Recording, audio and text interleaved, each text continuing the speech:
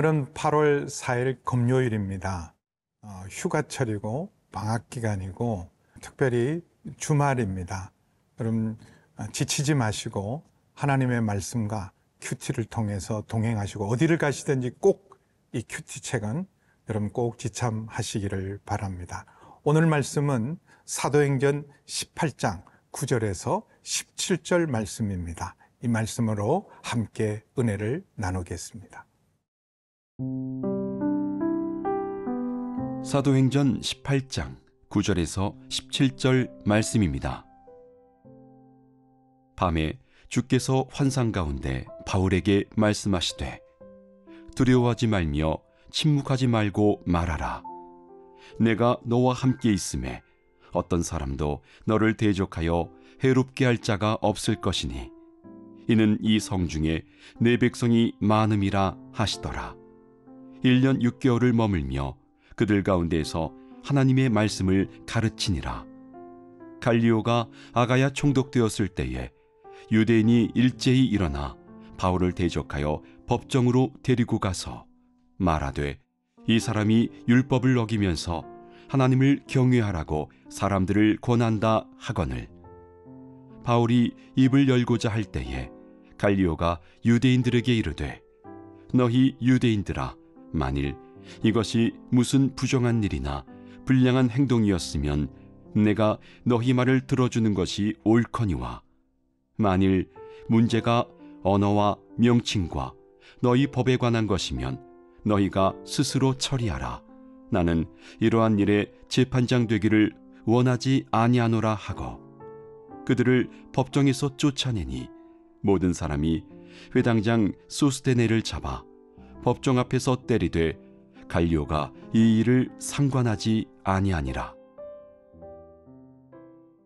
2차 선교여행, 유럽 선교라고 말하죠.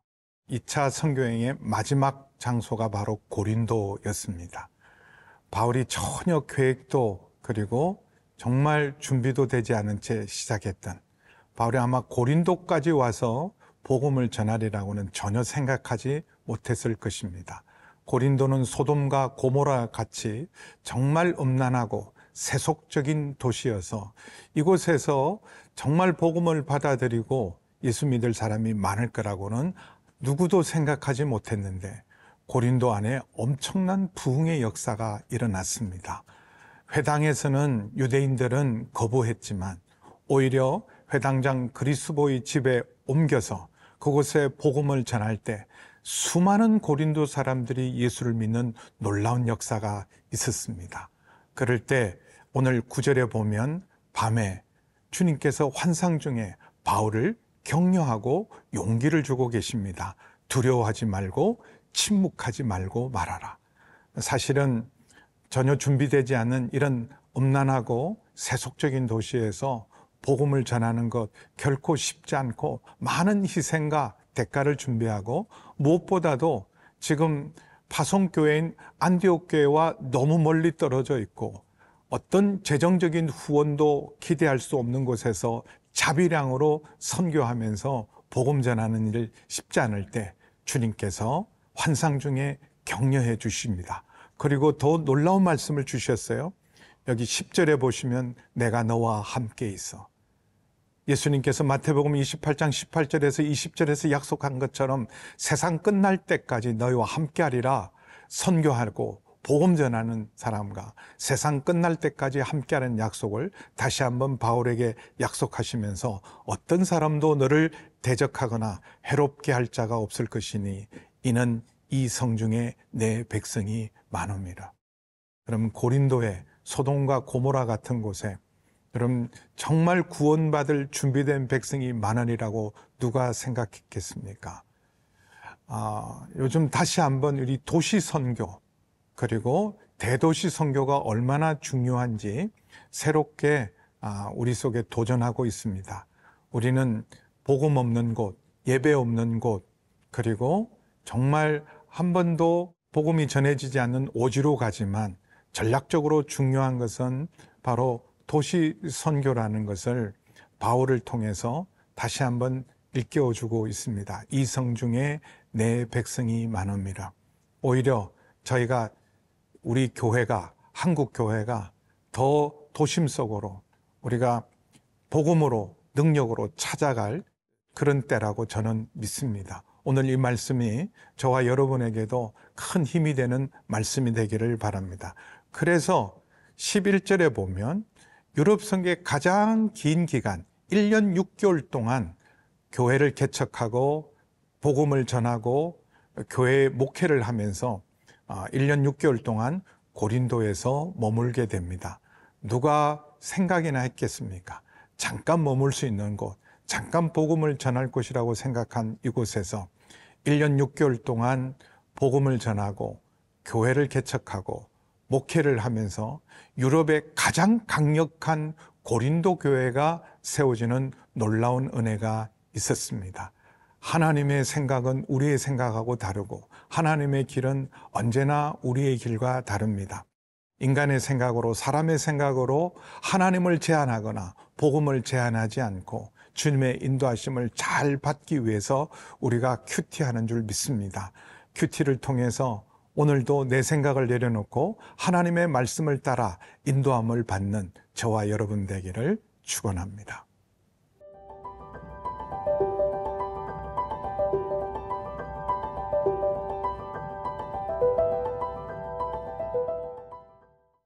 일 년 6개월 동안 고린도에 놀라운 부흥의 역사가 있고 강력한 교회가 세워지는데 바울이 고린도를 떠날 수 있는 계기가 새로운 총독 갈리오가 부임했을 때 그동안 교회의 부흥 그리고 바울의 담대한 선교에 질투하고 그리고 미워했던 유대인들이 새로운 총독이 일어난 것을 기회로 해서 바울을 고발합니다. 그동안 벼르고 벼른 거죠. 새로운 총독은 민심을 수습하고 여론을 얻기 위해서 그래서 많은 사람들의 압력에 의해서 굴복할 줄 알고 유대인들이 일제히 일어나서 갈리오에게 바울을 고발합니다.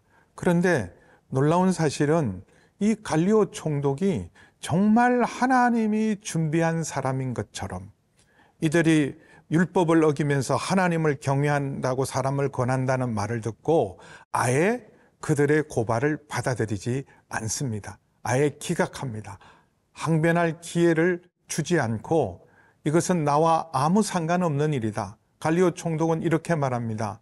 만약에 바울이나 그리스도인들이 부정한 일을 저질렀거나 불량한 행동을 했다면 당연히 내가 이 일을 다루어야 되지만 만일에 이 문제가 너희의 종교 문제, 언어와 명칭과 너희의 법에 관한 문제라면 이것은 내가 관여할 문제가 아니다. 너희가 스스로 처리하라. 나는 이 일의 재판장이 되지 않겠다. 이것은 주님께서 바울에게 약속했던 말씀이죠.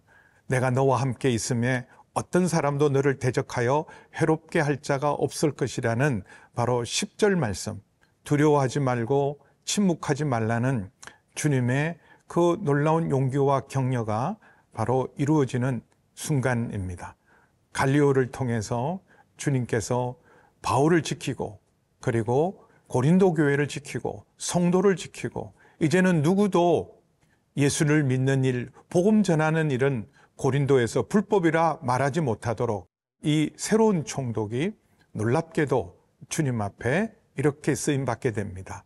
우리가 말씀을 믿고 주를 신뢰하고 나아갈 때 하나님께서 어떤 통로를 통해서 약속의 말씀을 이룰지 아무도 모릅니다. 그러나 하나님의 말씀은 살았고 반드시 주님의 약속은 이루어집니다. 오늘 우리에게 주시는 이 놀라운 말씀, 두려워하지 말고 침묵하지 말라. 내가 너와 함께함이라. 오늘 이 말씀이 여러분 모두에게도 주어지는 귀한 여러분 주님의 음성이 되고 위로가 되고 격려가 되시는 말씀이 되기를 바랍니다. 그래서 이 17절에 보면 그들이 분풀이로 유대인에 대한 적대감으로 대신 회당장 소스데네를 잡아서 법정 앞에서 때리는데 갈리오는 이 일에 상관하지 않고 이 일을 계기로 바울은 이제 고린도 사역을 마무리하고 새로운 하나님의 인도를 받아야 된다는 그런 계기가 되었습니다. 우리의 걸음걸음을 인도하시는 주님을 신뢰하고 오늘도 오늘 말씀을 듣고 주의 음성을 들으면서 주님의 인도함을 잘 받으시는 여러분 되시기를 주님의 이름으로 축원합니다.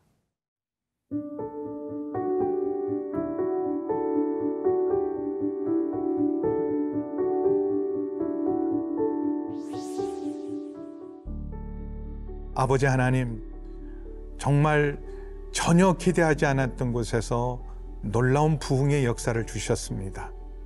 바울로 하여금 고린도에서 1년 6개월을 머물면서 담대하게 복음을 전하고 목회를 할 수 있던 힘은 주님의 음성이었습니다. 두려워하지 말고 침묵하지 말라. 내가 너와 함께 할 것이다. 아무도 너를 해치지 않을 것이다. 이 성중에 내 백성이 많다라는 주의 말씀을 듣고 바울이 끝까지 믿음으로 잘 감당한 것처럼 오늘도 내 생각을 내려놓고 큐티를 통하여 오늘 주시는 주님의 말씀, 내가 너와 함께하리란 이 말씀을 붙들고 주님의 말씀과 동행하는 저희 모두가 되게 하여 주옵소서. 예수님의 이름으로 기도하옵나이다. 아멘.